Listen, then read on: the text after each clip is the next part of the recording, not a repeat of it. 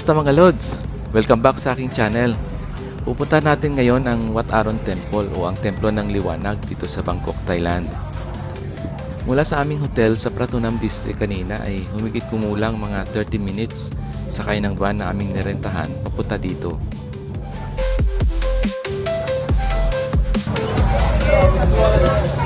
Ayan, dito na sa temple yung sa likod.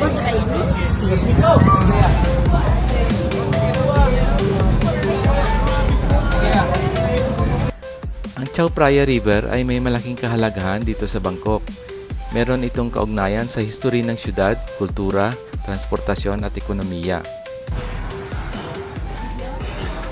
Dito tayo sasakay sa ferry at tatawirin natin ang Chao Phraya River papunta sa kabilang pampang ng ilog at lalakarin papunta sa Wat Aron Temple.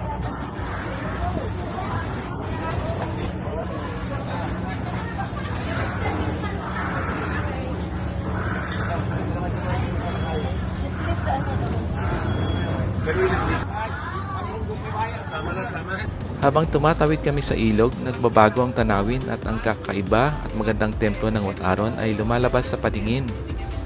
Ang Wat Aron o ang Templo ng Liwanag ay isa sa pinakamalaking landmark ng Bangkok.